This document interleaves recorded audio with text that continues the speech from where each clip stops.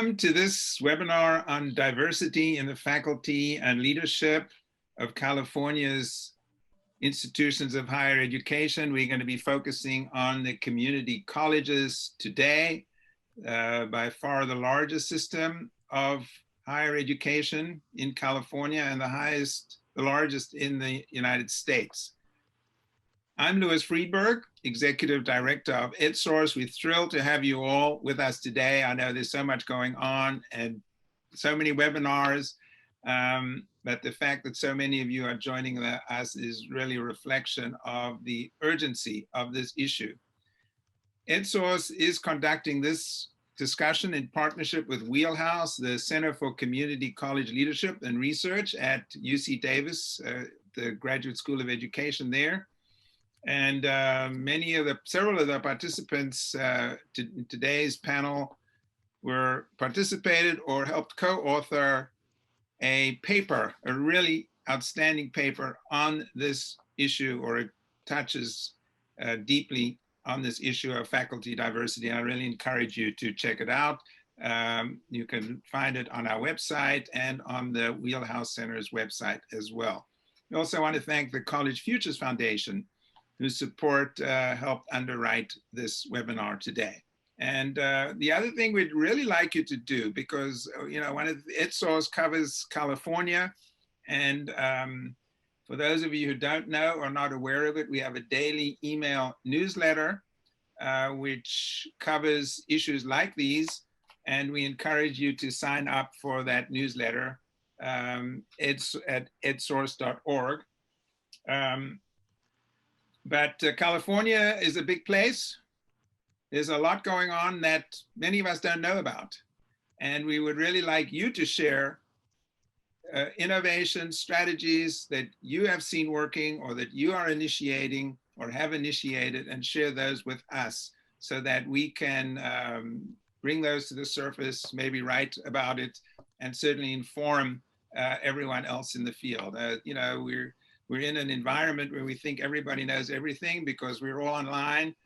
Should be easier to really keep track of everything, but it's actually quite difficult, especially in a place like California. I call it the country of California.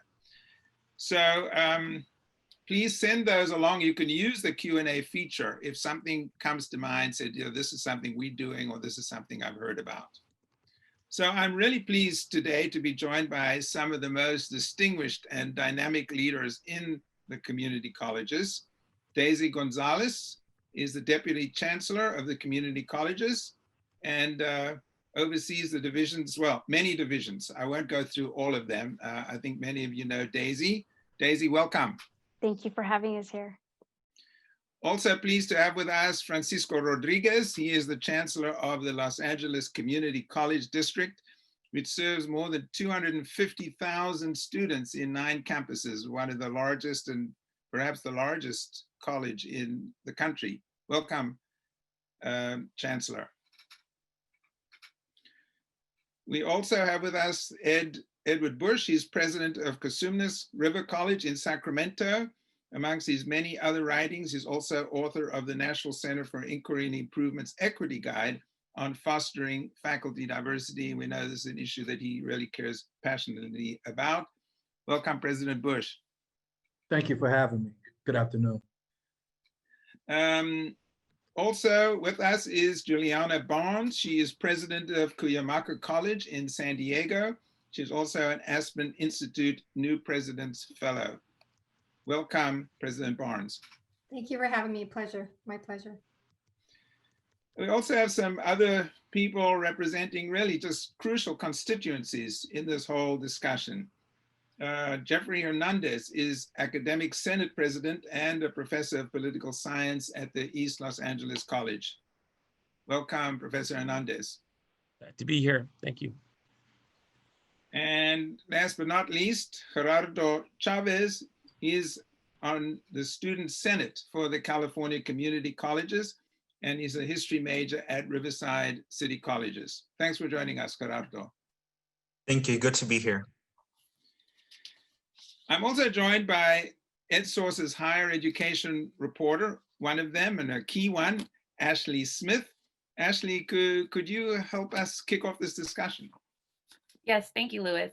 So following the murder of George Floyd in May, we've just seen a growing awareness and calls to action for a more inclusive and anti-racist campus environment across all of the California institutions. Now, the California community colleges are some of the most diverse places in the state, but obviously more can be done to help them improve. So I want to turn the floor over to Dr. Gonzalez. You led the chancellor's the Diversity, Equity, and Inclusion Task Force, which issued a report of 68 steps that colleges could take to promote equity and improve diversity. And we've heard Chancellor Elo Oakley say that improving faculty and administrative diversity is a priority. So Dr. Gonzalez, can you walk us through the work the Chancellor's office has been doing to create a more diverse pipeline? Yes, thank you, Ashley. Thank you, Louis, and thank you, Wheelhouse team, for including us in this really critical conversation. I will provide just 5 minutes of a brief background, and this will not be new to any of our panelists. I was asked to provide a historical context, and for us, that really begins in 1984 and even beyond. This is not the first time that our system and other work sites have tackled worksite diversity. But I do want to be extremely clear. The absence of diversity is not just a California community college problem. In fact, this problem is rooted in our country, which impacts all work sites and all institutions. However, for the institutions that we are talking about today, California's community colleges, it's important to remember that our educational institutions were forced to serve diverse students. So when we talk about this topic, we have to connect it to this desegregation of schools and to the institutional processes, practices, and structures that value candidates, leadership, and teaching in ways that only serve to perpetuate and protect the same outcomes year after year. So I want to begin there and really highlight that the connection to worksite diversity is really important in our system because it's tied to student success.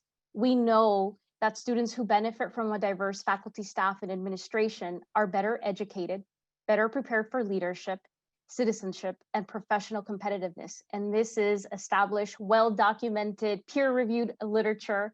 And if I sound like a sociologist, that's because I am. And my dissertation was about diversifying the California State Legislature, a very critical work site. But for today, my hope is that our conversation in this context grounds us in how we could deliberately build a system and the necessary supports to achieve and sustain educational equity for 2.1 million students and the employees that serve them. So I highlighted that we started this conversation as a system in 1984. 2002 was also another critical year. Key markings related to Proposition 209, and I know that other speakers will reference Prop 16 this year, very critical as a part of this work. And they were all really started by the interest by the legislature. I want to highlight that in 2018, when we began this work, the Diversity, Equity, and Inclusion Task Force, there was similar interest. In fact, there was a Campaign for College Opportunity report that highlighted the data that you see on this slide. What's important about this slide and what I need you to understand is that it doesn't matter what classification we look at, our community college students are the most diverse population in any campus across our system. Yes, including non-tenured faculty, and yes, including classified staff. So to address the lack of diversity, and as we thought about how do we build a system that actually serves to hire and retain a diverse workforce, this work really became about integrating diversity, equity, and inclusion into every single goal of our system. Next slide, please. For those of you who are new to the topic, I also need you to understand that this is already a requirement, both by the federal government and state law, although some more recent actions by the federal government seem to present additional challenges for all of us.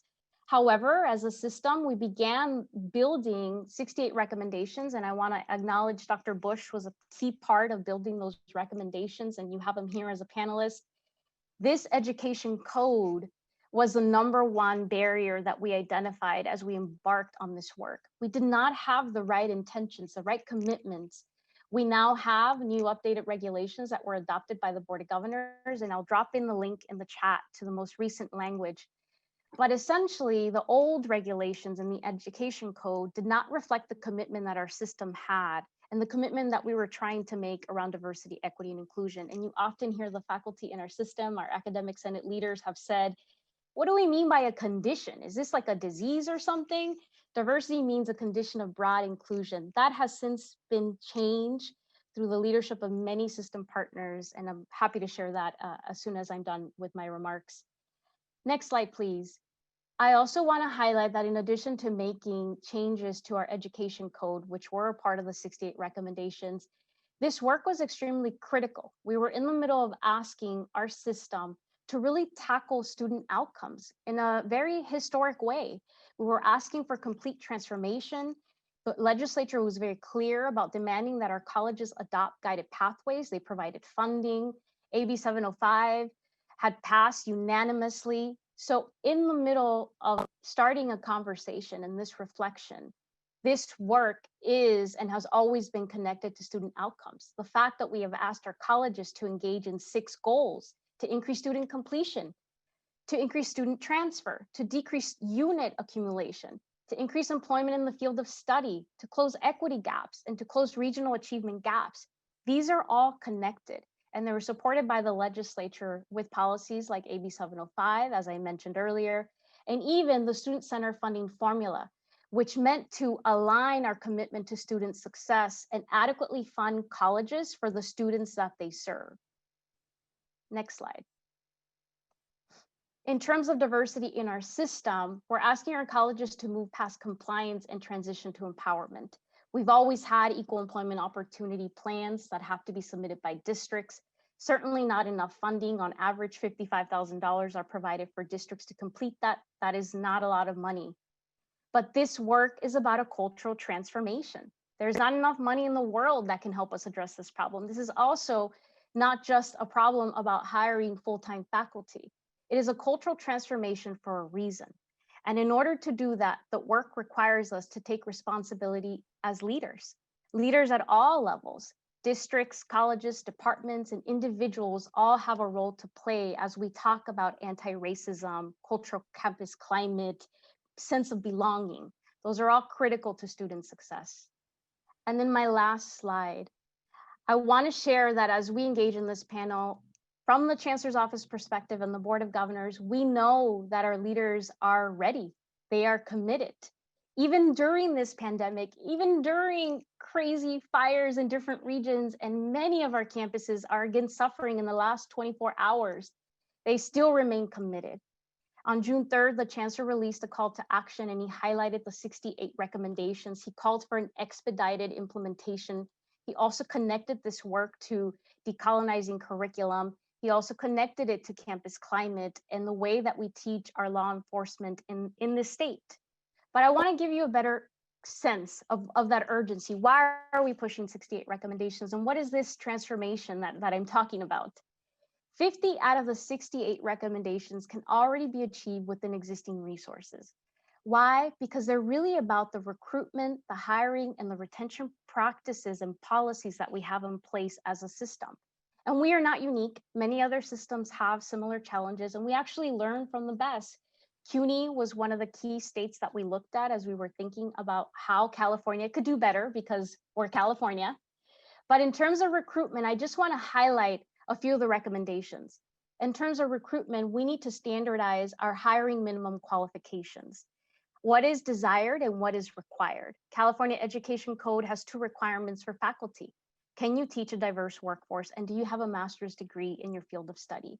That is often seen as, yes, required, but oftentimes you see that the candidate that gets hired has a PhD. That would be a desired qualification. And more importantly, as we think about minimum qualification number 2, that's what our system references in terms of, can you teach a diverse workforce? How are we assessing that? In some of our campuses, they are asked as a yes or no question. Are you prepared to teach a diverse student population? Yes, no. But we know that the best practices, because we have 116 colleges, in our really progressive, equity-minded campuses, they're asking that question, not just as a yes or no, but what has been the impact? What are the outcomes? And how did you serve a diverse population? So that's an example of one of the recommendations related to recruitment. Related to hiring, We know that our system has also had a lot of progress related to empowering students within the hiring practices that they operate. That is a best practice across the nation, across other segments, including students in the hiring process, is key.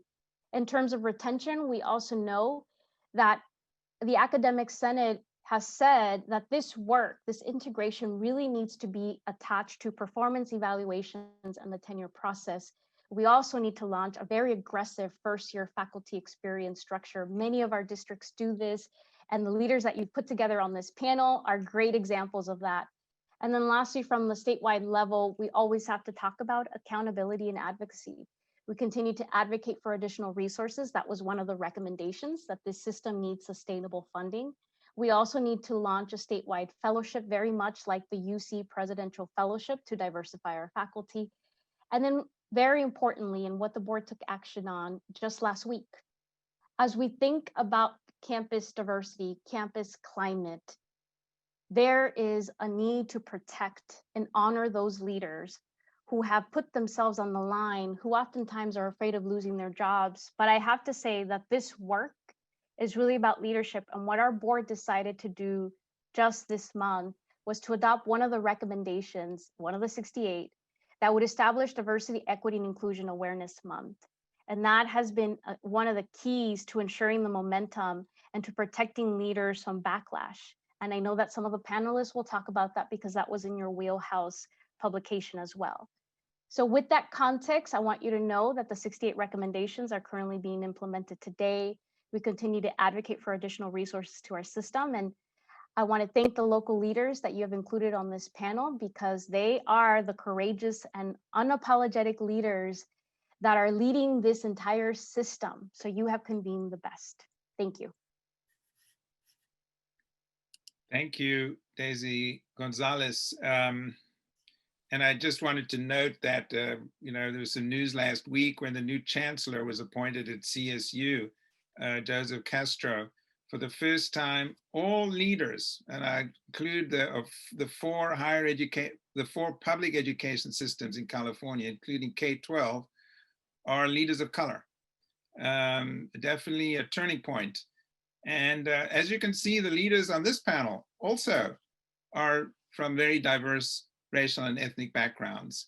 And this is important, but actually the bigger task is how to extend that to the people on the ground in the colleges who are actually, you guys are doing the work, but actually teaching the students, which is absolutely key to the whole enterprise.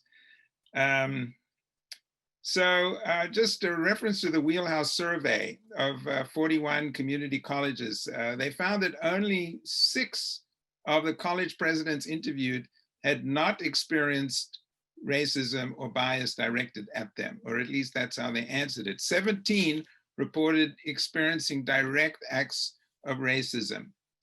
We're gonna ask the presidents to share some of their own experiences and then what they are doing on their campuses concretely, because I know that's what most of you who tuned into this are interested in. What can we do? What can we do to move forward, move the needle on this? Chancellor Rodriguez, let me start with you. Could you share some of your own experiences and tell us how you are trying to change the climate for the people following in your footsteps? Yes, well, thank you, Louis, Ashley, and esteemed colleagues on this panel. I agree with Dr. Gonzalez's assessment. This is an A-list of change agents and champions for equity in California and indeed in the nation, and to be with them for this short period of time is indeed an honor. Let me share a couple things about just some of my own experiences and what we're trying to do about it. And I think the second part of the question is more important. As a first generation English language learner, immigrant from essentially a family of farm workers and factory workers, very early I had to learn to decode and to understand language, proximity, and to understand a system that I did not understand as I entered kindergarten, as not knowing any English and coming from Mexico at that time. So the first thing I wanted to say is that those of us who are women, folks of color, have had to sort of wrestle with this permanent state of being of color for a very long period of time. So because of that, we're able to decode and kind of translate what's really occurring. And that has helped me in my professional career. That's helped me in my personal life, and it's helped me navigate what is sometimes a very confusing and unwelcoming environment. So to those presidents of color, women of color, to those women presidents, those who have broken the glass ceilings, the barriers and whatnot, they have remarkable narratives to share of resilience, of persistence, of grit, of absolute fierceness, and it's by sheer talent, sheer necessity, sheer will, faith. All those characteristics come together to help us navigate the positions that we currently hold and continue to hold. And make no mistake, because you reach a certain level of position does not mean that you are immune to acts of bias and microaggressions and other acts of racism. The wheelhouse brief indeed pointed that out very, very, very clearly.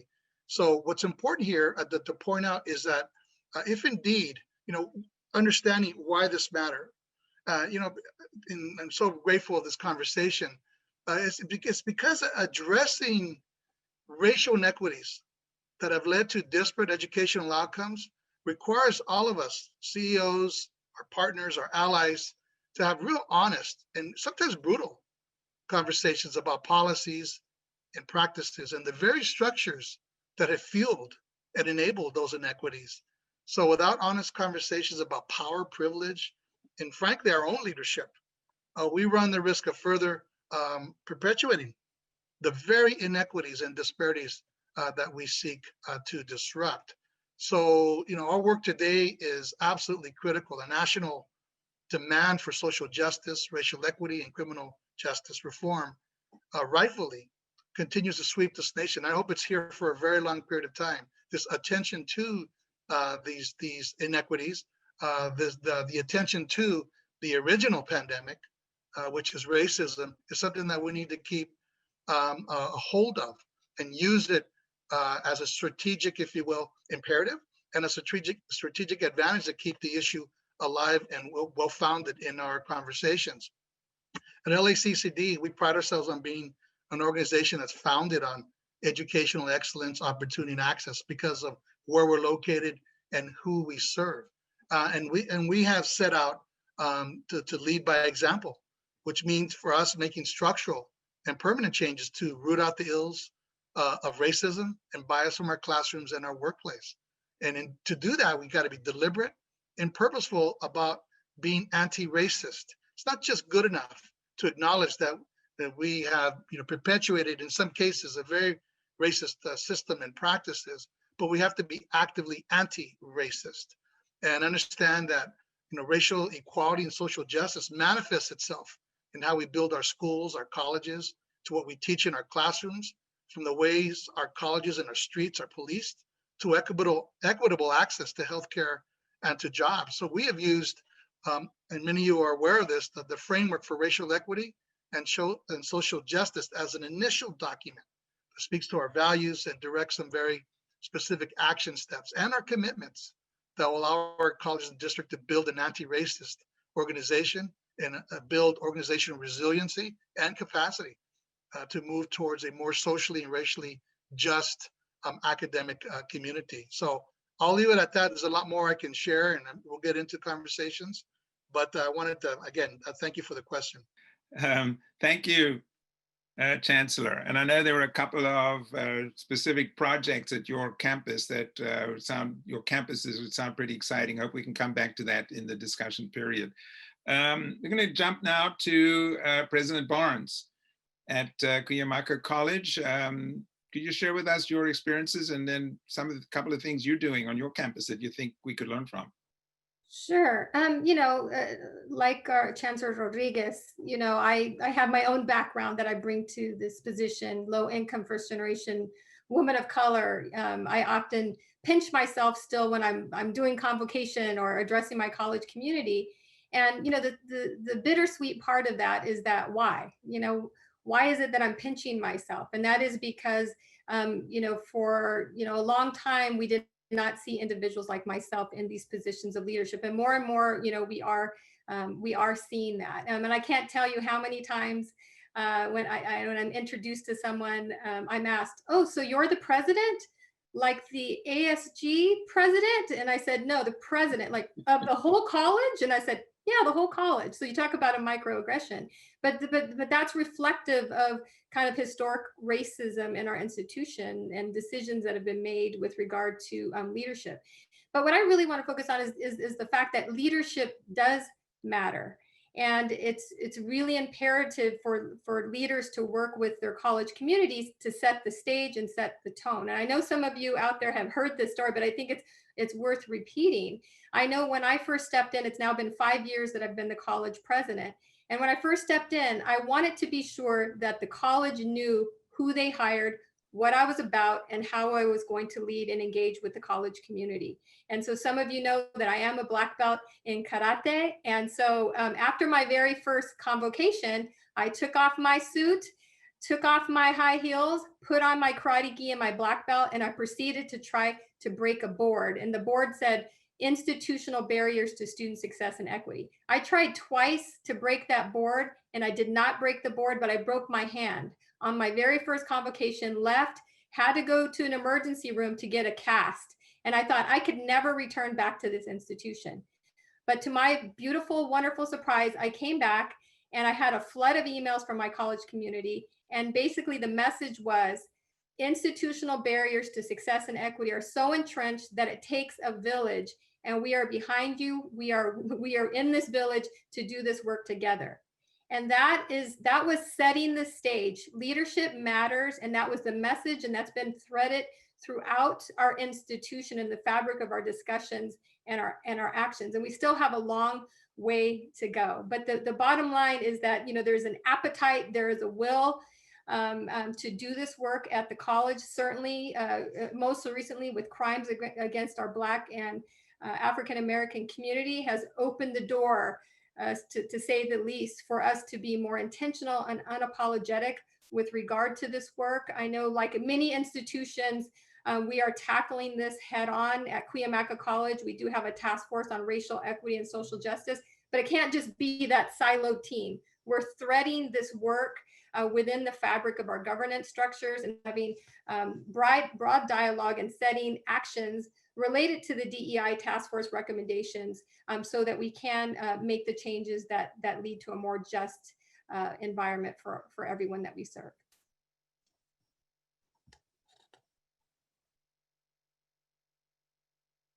Chancellor, could you just point to just one thing on your campus that you feel particularly excited about in terms of the tackling this diversity issue? Yes, there's several. We have 9 very specific action steps that we are tackling. And I would say that the work that we're engaged in and will continue to engage in with respect to developing our curriculum, you know, ultimately, and a diverse curriculum that will lead to a diversity requirement for LAC City. We currently don't have one, where we have courses and programs, and Professor Hernandez can certainly speak a lot more to it. But I'm particularly interested in what we teach by way of curriculum and the development of diverse curricula that will empower, engage, enthuse, and tool up students who are multicultural world. So while I get really excited about the human resources activities and the teach-ins and student leadership development and our work with our police force, it's really the work with curriculum that I think will ultimately stand the test of time. What we teach represents what we value. Okay, terrific. We're going to jump now to President Bush to share with us his experiences and some of the things he's doing at his college. Absolutely. Good afternoon, and thank you for having me. It is really good to be on these panels with these individuals in particular who are doing the work each and every day to bring about more equitable institutions. And then before I share my story, I want to acknowledge the stories that have already been told. When we share stories in this way, it's not a sideshow. And I think what happens oftentimes, we share these stories and then we just move on. We don't acknowledge the hurt and pain and trauma that is created based on folks' experiences. The experience of women, as Dr. Rodriguez mentioned, of breaking a glass ceiling and the issues they face, or the issues that folks of color or students of color, go through. I think we all have internalized the idea that we just experience it and we move on without stopping and pausing, say it is not okay to have to go through institutions and navigate it in a way which you have to question whether or not you could be your authentic self, whether or not you could respond to a microaggression or a macroaggression that happens within our institution. So I just want to acknowledge the stories and pause there to say what has happened is not all right. And folks of color and women should not have to have added to the complexities of already doing their job, the added complexity of navigating who they are in these spaces. So I think that's essential for us to acknowledge that. Like others, I have my own set of experiences. I'm not gonna go too much in that, but I'll just recall one that has stuck with me when I was applying for college presidencies. And I got the direct question, hey, do you think your CV is too Black? Right? Are you leading too Black by the organizations you involved in, the work you're doing? And how to make a decision, like, no, I'm okay with that. So like Dr. Bourne said, I need institutions to know who it is that they're getting, right? It didn't matter that that was my research focus. And just like any other scholar, you have your area of research that you focus in. Mine happened to be on Black male educational success. So that's what my research is focused, but people can disassociate my research for also who I am. And that's okay too, because I don't disassociate my research for who I am either. So what I want to do is really kind of point to some concrete steps that I think institutions can take, and then I will underline that specifically with the work we're doing at Cosumnes River College. I think one, we have to pull the data. So when we talk about faculty diversity, we oftentimes talk about it in a broad sense, but we know that diversity of our faculty are not evenly disseminated across disciplines and departments. For instance, when we look at data around our faculty of color, if we eliminate our counseling faculty, right, we see even a more bleaker picture around the level of diversity we have in our faculty within the system. So I think we have to be very intentional and deliberate. We want to diversify faculty, absolutely, but we should also be able to pinpoint disciplines in which there's a complete absence of faculty of color in those disciplines. Do we understand that it is possible, not only possible, it is highly probable and likely that our students can go through their complete community college education and not see an African-American professor? That it's possible for them to complete their entire degree without seeing a Latinx faculty member. Let's pause and unpack. What does that mean? Not only for students of color, because it's not only students of color who needs to experience diverse faculty, it's also our white students. And I could argue they need it more than even our students of color to be able to see a different narrative and a different representation of what Black and brown folks are like outside of what they see represented in the media. So we have to be really intentional. I want to build on two things that Juliana and Francisco said. Leadership matters and this idea of institutional will. The only thing that is stopping us from hiring more faculty is the will to do so. So I think as college leaders, we have to say that this is the issue that we are tackling as a college and center it as part of the priority. So it should show up in our outside of our student equity and achievement reports. It needs to be reflected in our institutional strategic plans. Then we need to allocate resources to do that. If we're saying it is a priority and is reflected within our institutional plans, then what are the resources? So, and within my institution, we use our student equity and achievement dollars. This would have been our second year. We're in a hiring freeze. So we need to see how it plays out. We set aside money to bring in a contract employee, contract consultant with the explicit job of making sure our pools are diverse, and they work with all applicants with a focus on our diverse applicants to guide them through the process, to be able to decode the system, to be able to help them with the language and how to couch their experience, how to craft their CV and their resume in a way in which we receive it, right? Because there's a disconnect often. There's a different language within our system than others. We looked at and revised how we write up our job descriptions to make sure it is inclusive language that talks about our institutional values and our commitment to eliminating the opportunity gaps within our system. So we are explicit about that. We are conscientious about who makes up the committee in which we hire, and make sure that the committee members reflect the demographics of our institution, not just in terms of how they look, but also within their mindset. It's important to find equity champions. I'm privileged to have, like, our district academic senate president who comes from my institution is on this call, who is an ally to this work. So it's not only me voicing and our administrator voicing, you have other faculty members, white faculty members, for me to be very honest, to speak to the importance to diversify our faculty. So those are some, I think, concrete examples of how to operationalize this work, as well as kind of the philosophical underpinnings that should inform how we approach. Thank you so much for that. I just want to shift to Jeff. As the faculty rep on this panel, can you talk about your experience and maybe pull back the curtain for us on the faculty hiring process? What happens on these hiring committees? What tools could hiring committees use to ensure that they are being inclusive and creating a more diverse workforce on their campuses? Sure. First, just a little background. For me, East LA College was a dream. I grew up in Estrada Courts for housing projects. Actually, I'm still a proponent of projects. It's funny because I'm so out of sync with the world, but what I learned there carries me through. And I'll tell you, what my experience at East LA College was as a young kid, alongside my mom, who worked at a childcare center, minimum wage, and there was community fairs open to folks. So that was a community connection there at East LA College.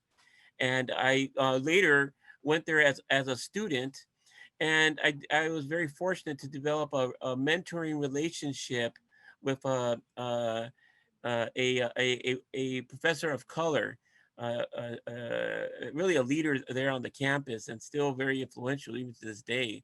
So interestingly, in terms of employment, I had my first experience at Long Beach City College. I worked in city government there, but I decided that, I really wanted to teach. And so I got a job, and I was cued in by a colleague who was also a Chicano there, and that, hey, watch it.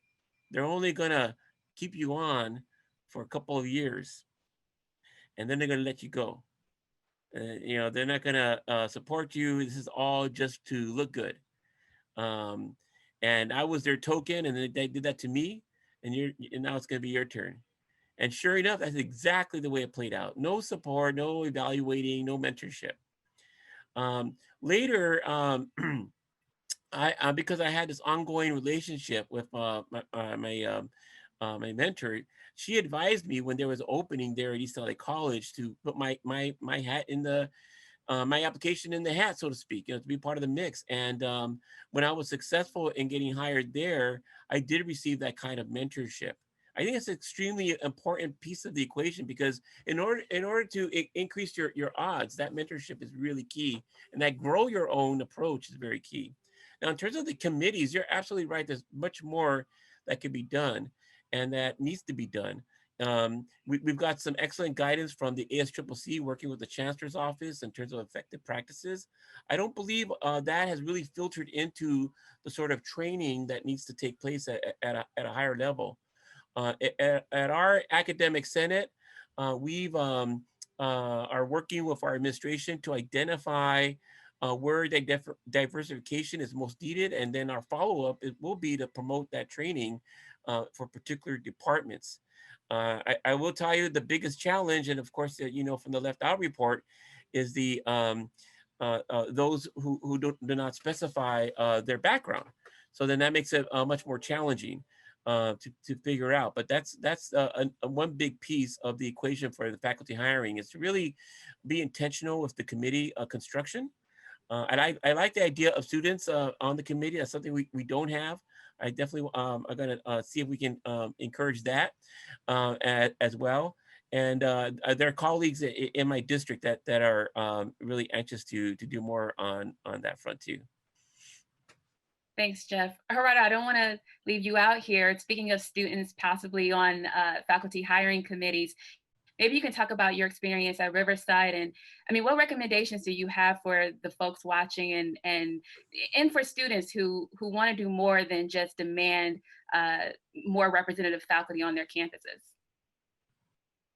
Well, first of all, thank you. It is a great honor to be among champions of equity. To answer that question, first of all, we need to analyze our system and identify the lack of diversity that we have in faculty and how that reflects how, as students, how do we look at that? For me, it is very hard to find mentors when the faculty that is on my school lacks diversity. Going back to what President Edwards said about how there are students out there who they go through their academic journey without receiving any faculty of color, that is my case. I've been in the community college system since 2016, and I've only had 2 professors who are people of color. So just looking at that, it's just, we can identify that diversity is key. And also, you know, if we want our students to be mentored, if we want our students to, you know, exceed, we just need to look at our system and, you know, just add more diversity. As for Riverside City College, I'm very fortunate that we do have engagement centers. For Latinx, we have a Black Union. However, it is very unfortunate that even till this day, we need the extra support as people of color.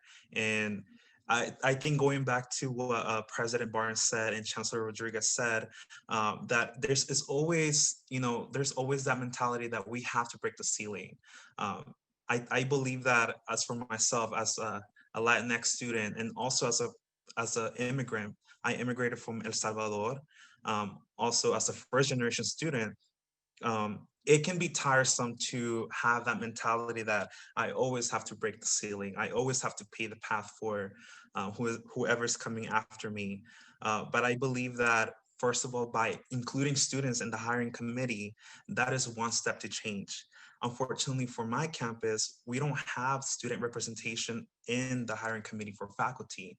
I believe that is one of the main issues, because if I, as for example, for myself as a Latinx student, if I have the ability to determine who is going to be hired in my college, we're able to see people who look like me more. However, you know, if we go back to the statistics, 73% of students in our system are people of color, but 61% of the faculty, tenure faculty, is white. But I believe by, you know, just including that voice, the student voice in the hiring committees, you know, that is just one step to adding more inclusion, more equity into our system that our students deserve. If we have the majority of the student population of people of color, I believe that should reflect the faculty in those teaching those students of colors. Thank you. Thank you so much, Gerardo Chavez from Riverside. I just wanted to ask you, and I'm going to ask Daisy Gonzalez to address this. We have a Proposition 16 on the ballot, which could end the ban on affirmative action. You know, all the focus pretty much, I mean, certainly from the media point of view about Prop 209, which I covered as a reporter in the 90s, is focused on UC, and then actually a lot on Berkeley and UCLA. And I think there's been much less focus on what impact it's had on other institutions, like the community colleges. Would the ending of the ban on affirmative action make a difference at the community colleges? Would it provide an additional tool resources? Yes, the short answer is yes, but it only gets us, I think, to 50%, right? We still have institutions that largely rely on the leaders that you see on this screen, a very limited number of them. And so what we have learned from historical work sites, again, work site sociologists, is that you have gatekeepers. And so this proposition is supported by the Board of Governors, supported by many of our trustees across the state, and it will make a difference. And it is another tool that we need to unpack and get rid of, but it only gets us halfway there. I mean, the real challenge is really, and the problem with anything is the actual implementation. And I'll defer to any of the other leaders in our campuses on how they're thinking about this. But yes, the short answer is yes, it will make a difference. Good. Could anyone of you just comment, just again, briefly, we're trying to squeeze so much in here, but how would that help? Would it be in terms of more recruiting, in terms of taking advantage of certain recruiting programs, or would it actually help in the hiring process? Because presumably this is something you guys are looking for the best candidate, and regardless of background, but we want to get the candidates, the diverse candidates to the finish line, right? Let me jump in, Louis. And I appreciate that Dr. Gonzalez's statement. I totally agree with that. The repealing of Proposition 209 not just impacts hiring, which is the focus of our discussion today, but also university admissions and public contracting. So it has a lot broader set of tools that can be associated with improving the admissions of students who are applying straight to the four-year schools. As you know, our community colleges are open access admissions. So those students who were normally could not take race and gender into account into particular academic programs, now it is could be considered one factor, a plus factor, if you will, in those university admissions. And with respect to contracting, in the state of California, public contracting is a huge, multi-billion-dollar industry, and not giving folks of color who own businesses the opportunity to contract with public agencies because you cannot use gender or race as a plus factor, I think is also debilitating. And we've seen that from an admission standpoint, the higher education system has been debilitated over the last 25 years because of Proposition 209. So not only does it signal that diversity and equity is welcomed here, but it also allows you, when you are interviewing, screening, and making final choices about candidates, equally qualified candidates, if you will, that you can bring in gender and race as a plus factor that will ultimately lead to greater diversity and equity in our hiring practices. So I think this is more than symbolic, Louis and Ashley and colleagues. This could be a game changer for us if we indeed implement it in such a way that where diversity, equity, race, gender is value added to the educational enterprise that we call community colleges and higher education. And if I can chime in with a couple of things. One, I think it removes the 209 ghost. Right, it's a separation between fact and fiction. So oftentimes when we try to advance efforts that specifically focus on a student population, then you throw up the 209 flag, then immediately those efforts are stifled without doing the due diligence to see if in fact, if it will be a violation of 209 or not. So just removing that cloud or that 209 ghost with the repeal of that measure through Prop 16 would be huge for institutional mindsets. But also, let me tell you how it plays out with our students. I mean, even when we were talking through diversity, equity, and inclusion, we hit 209 issues and 209 goals.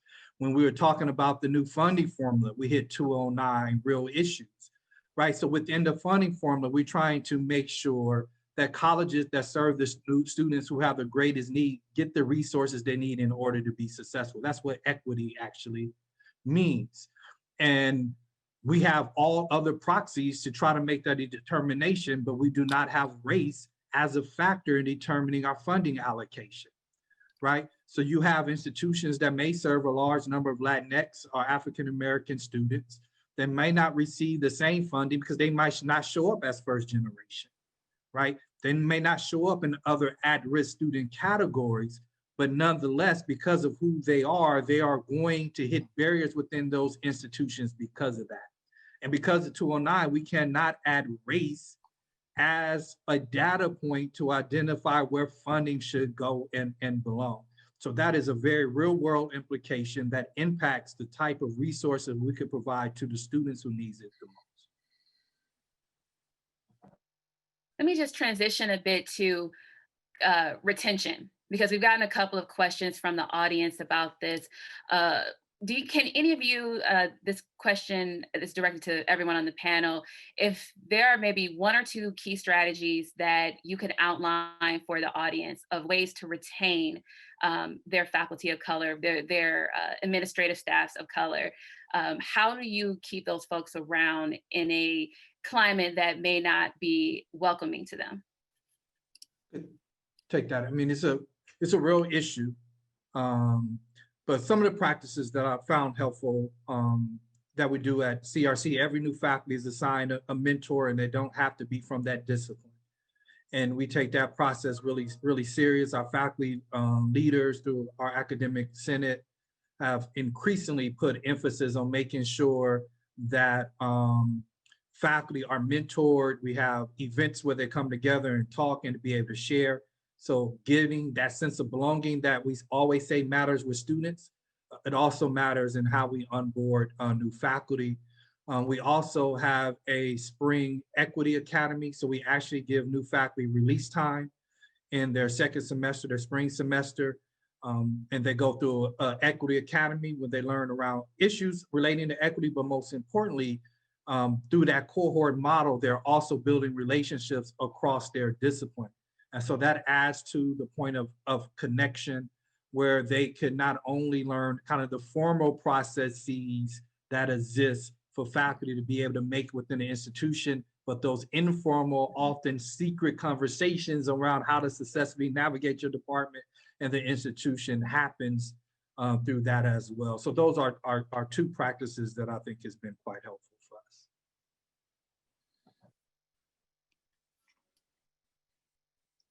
Any other? Let me ask another question from, I just want to make sure I get in another question from the audience, and that is, how do you all break, or what is your advice to people who are trying to break down some of these barriers?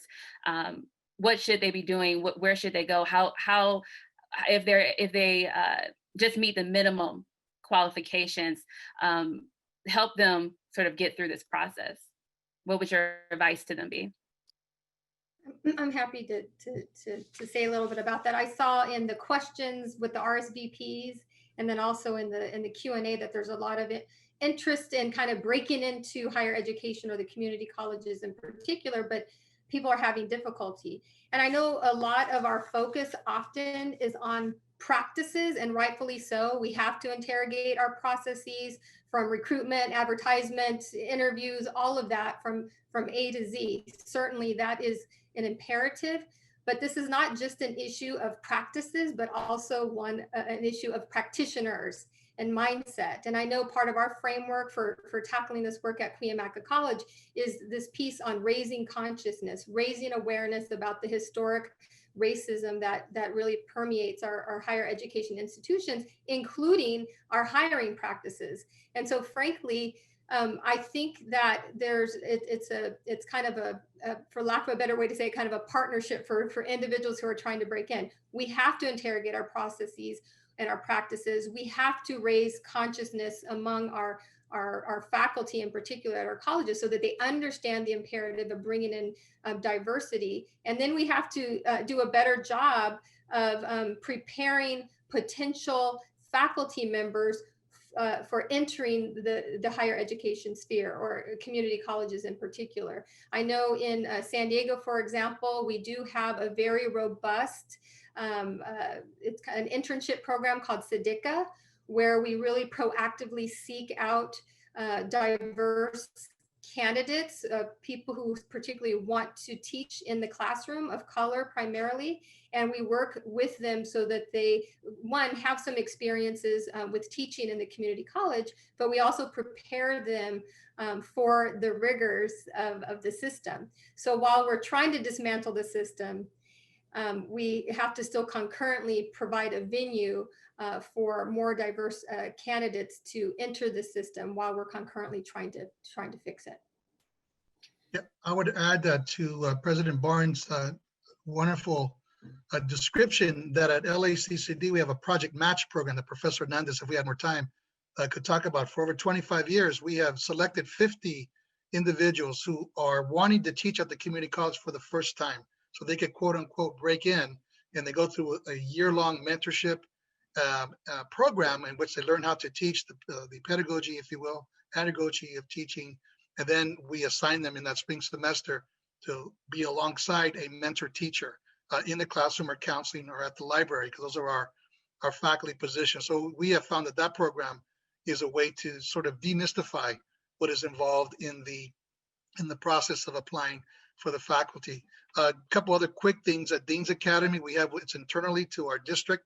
So that our deans, we have over 100 deans, academic and student services deans, so they can work together, learn their craft, because from the deanship comes vice presidents, presidents, et cetera. And we tend to be more diverse at our dean area than indeed our other areas.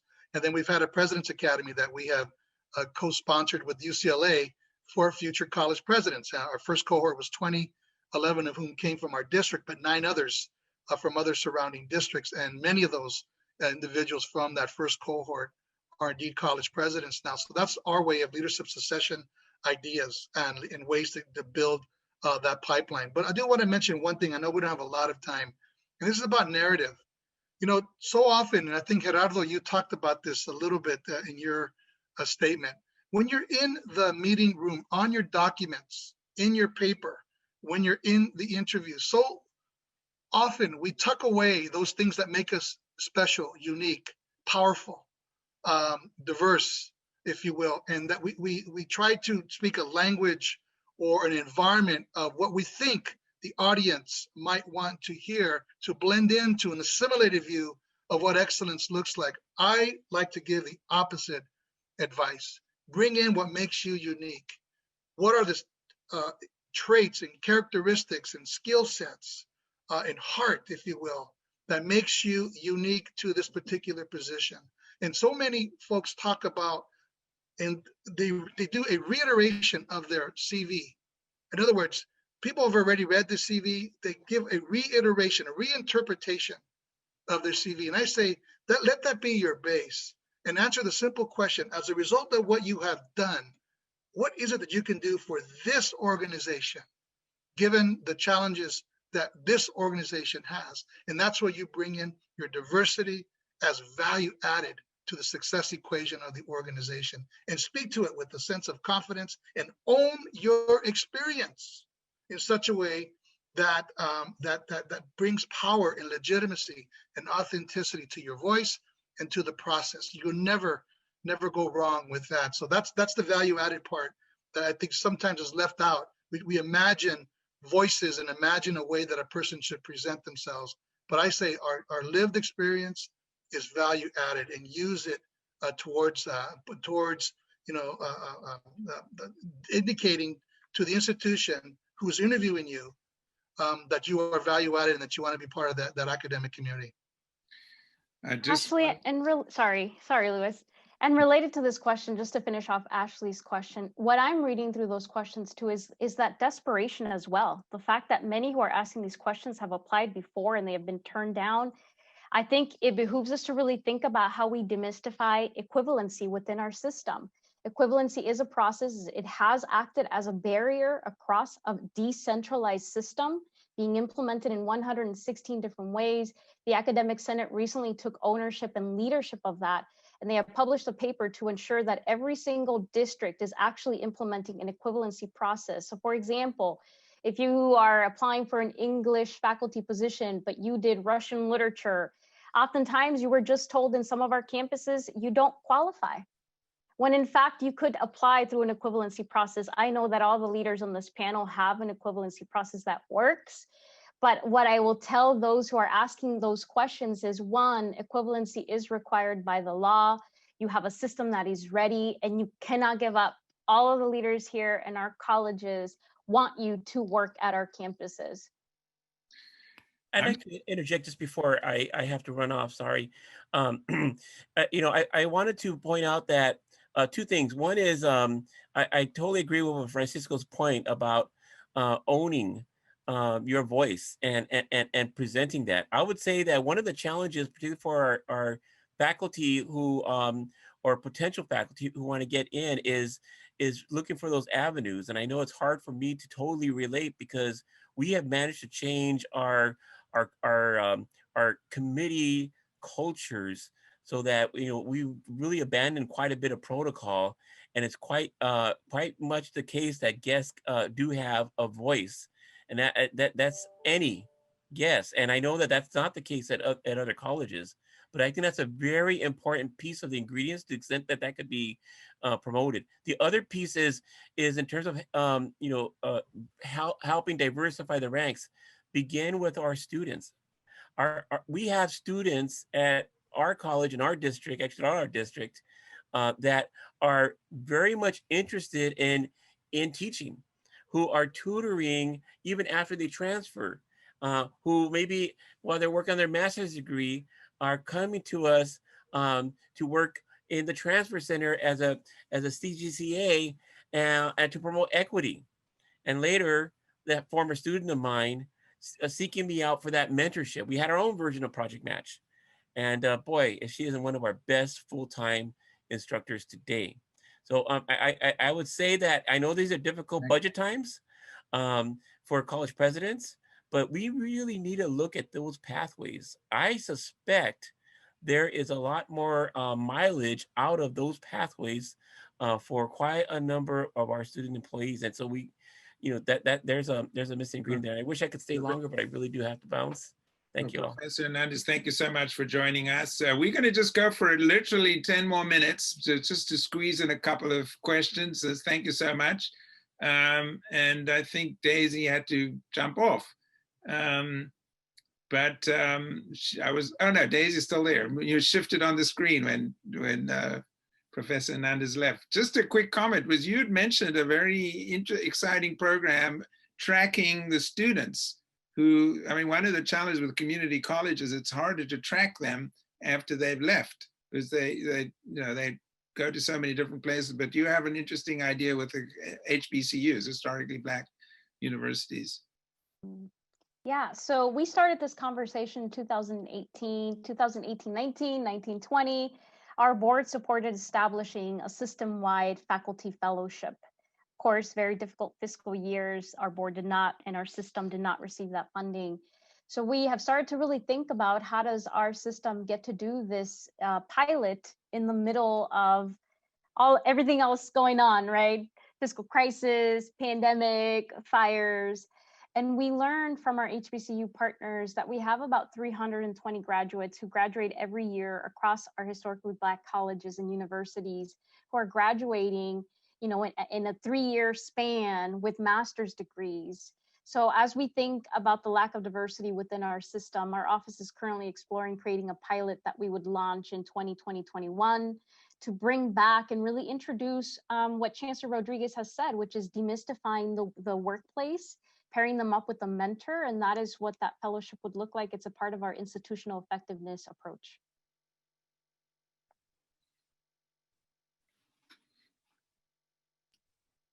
I want to jump in with a couple of questions that we've gotten from the audience about fear of being reprimanded for raising these conversations, particularly if they're in a majority, white space.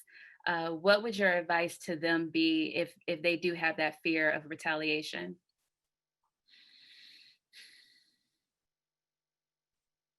Yeah, this might sound short. I'll just do it afraid that this work takes courage, and to do anything meaningful, there's going to be a fear associated with it. the idea that oftentimes that doesn't mean we stop doing it. We have to do the work, because if fear becomes the obstacle, then it's going to be very difficult for us to make the type of changes it is that we're trying to see. So that's my short response. I understand that there's some larger dynamic that needs to be unpacked in that situation. But the reality is, I believe if you chase down doing the right thing, then the right institution that you're supposed to be in will find you. So don't be discouraged because you might get resistance in one place. I think then another opportunity is going to become available. Because if we ask the question in reverse, I mean, what is it? If we think about it in reverse, what does that mean? That we don't do anything because there's fear of repercussions or implications. So my thought is continue to speak truth to power, and then the rest would take care of itself. Amen to that, Brother Ed. I would, yes, it's worth doing. It's worth taking the risk because we need you. And we rest on the shoulders of many who have taken a lot more perilous paths than we have, and here we stand in the positions that we all hold, not just here but throughout this webinar here, and because there was not just a mindfulness but a moral courage to move forward and to lift when it seemed impossible. So now it's our responsibility to do the same. And we haven't talked a lot about our adjunct faculty, and I want to give a shout out to our academic migrant workers, if you will, who we rely on to run, teach, support our institutions as instructors and as counselors and as librarians and other support staff who are part-time. We could not do this work without you. And finding a way to further embrace, further inculcate, because in many institutions our adjunct faculty are more diverse than our full-time faculty, and we somehow need to find a way to honor, respect, and provide privilege, if you will, to that position of adjunct or ancillary faculty to our institutions, because those are persons who clearly are dedicated, who are working at very low wages, sometimes in 4 different locations, like my son did before he landed a full-time position years ago now. And so I just wanted to. So Chancellor, if I could just jump in on that and just Please. ask a follow-up question, because that is something that was raised, and correct me if I'm wrong, but I understand that there are more adjunct faculty than there are tenured faculty at the community colleges. To what extent are these concerns about diversity being applied to adjunct faculty? To what extent are you looking at that as well? And do the same strategies apply, or do we need different strategies? Mm-hmm. Well, if I could just jump in, I know others will want to say something about that. Well, first of all, the institutional efforts that all of us have talked about as panelists apply to every aspect of our organization, from the custodians to the maintenance workers, to adjunct faculty, to the full-time staff who are there. So we should not leave to our students. So she would not leave any constituency out. What becomes problematic is the time associated when the faculty members who are adjunct are not compensated for this extra work that the full-timers work, they're already doing as part of their full-time work. So there is there is a gross, negligence on our part who aren't able to compensate a faculty to do that work that others are being paid for. So that's one. And the other piece I would just mention is that in some institutions, when the full-time faculty hiring priority process occurs, the adjunct faculty do get priority, and they are offered an interview, if you will, as part of that process, so they're not left out and at least given an opportunity. But those are negotiable items within contracts, and if your district doesn't have that, it's probably something that the adjunct faculty should work with their organization to institute. And President Barnes, do you want to jump in on that? Yeah, if we look at the data and even the report that I know was put out a couple years ago, left out, we also see that there's a lack of diversity with our part-time faculty. And I think if we really closely examine our processes, we see that those processes need some work, because I think oftentimes we bring in part-time faculty on the fly. We add a class. We know someone. Can you teach the class? And we're not really intentional about who we are bringing in. So we have some work to do with our part-time faculty as well and those processes. And I know there's a lot of focus on full-time faculty hiring, but equally as important is that part-time faculty hiring pool and the processes and procedures that we have in place. I know in my own district and college, we have a district level task force really closely examining those processes. We have faculty engaged in that work as well. Kind of related to all of this, I know in the Q&A, there's a lot of folks that are really interested in knowing, like, kind of how do we do this? Like, how do we tackle this beast called diversity in hiring? And I know we're almost out of time, and I just wanted to mention a couple things. The why.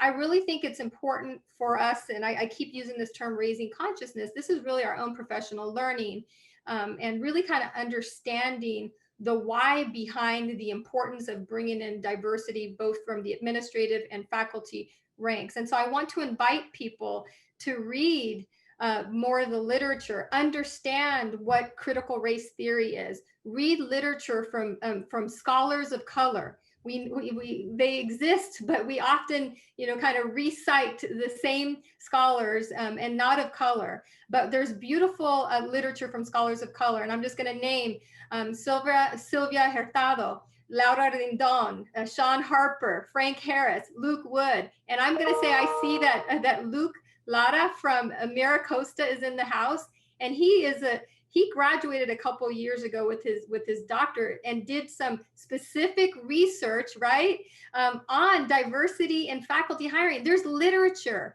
and it gives you the context from a critical race theory as to why this is important from both an employee perspective and a student development perspective.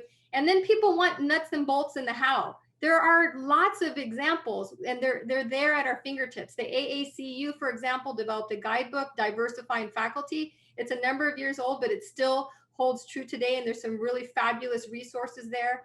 And then for the community colleges, the Academic Senate for the Community Colleges has a robust website. It's available to anyone that's focused on diversifying faculty, and they have rubrics and tools and that kind of thing. And so I think really engaging in the why and then also the how. There are resources for individuals seeking out that. We're gonna follow up with you and just get down that whole list of resources and others and share. I can see there's a need for all tools, resources which are out there. Before we go, I did want to just go around the panel really quick, just to get your 2 or 3 sentences. We don't have time for more than that.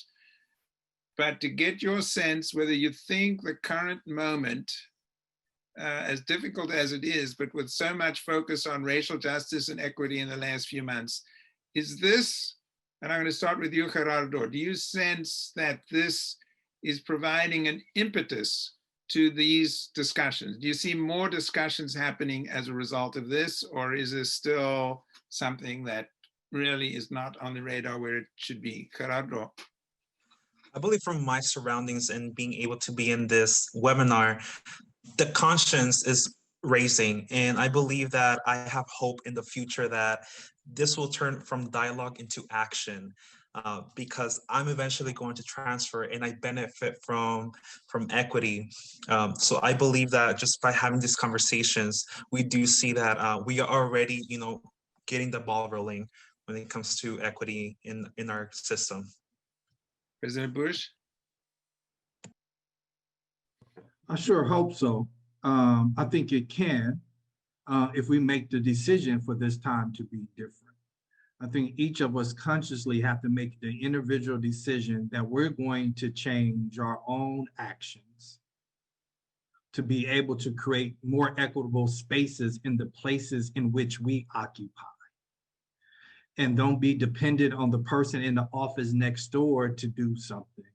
That we will look internally first, make that decision and take that step, and then collectively we'll be able to transform the system. Deputy Chancellor Gonzalez? Yes, I mean, just 2 years ago, we got booed off the first stage.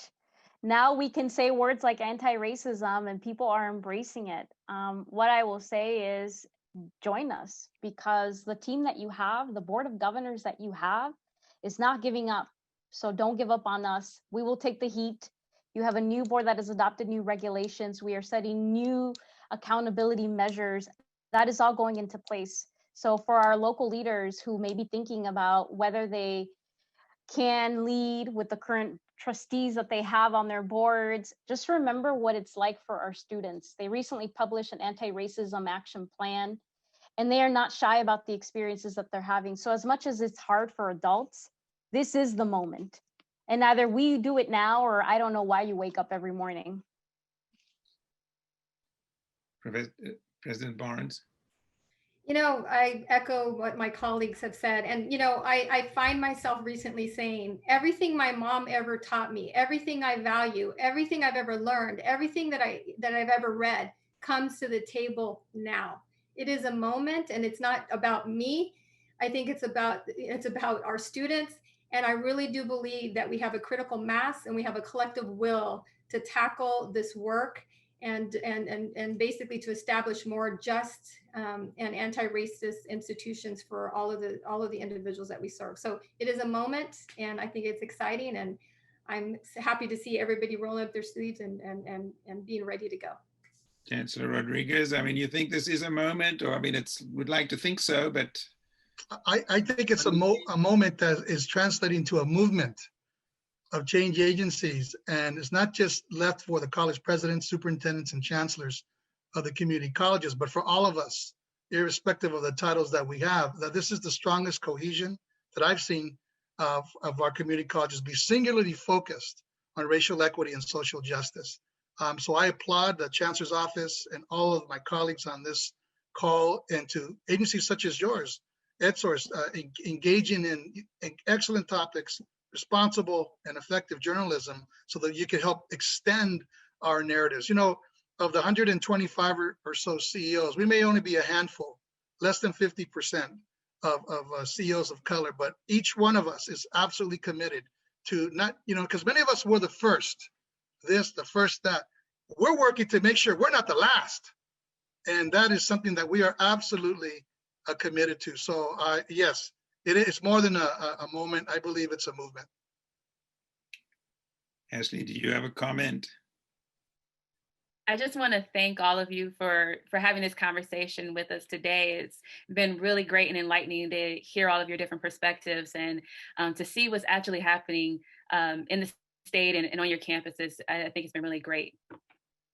And if I could just, on a personal note, you all shared your extraordinary backgrounds. Some of you may have wondered, what's that accent to that guy there? I grew up in South Africa, segregated South Africa. When I was growing up, I watched Robben Island. Nelson Mandela was incarcerated there for many years when I was growing up. And then many years later, as a journalist, I actually got to see him a few feet away cast his first vote in South Africa. And one of the things Nelson Mandela used to say, and I heard him say it, you know, personally, many times, he was just one person. He represented a movement, and that it takes a movement to affect change. And that's one thing I'm hearing loud and clear from all of you. There's only so much each one of you can do, but it's really going to take the work of so many people across the state to make change happen. But change is possible, as Nelson Mandela showed, credible. So on that note, I just want to thank all of you for this extraordinary discussion. And I know, you know, we all want to move the needle, and hopefully this is one, you know, we'll make it tick a little bit, but a lot of work to be done. So thank you all. Sign up for edsource.org if you want to get reports and hear from those folks, and our podcast, which many of you have been on. Thank you for joining us today.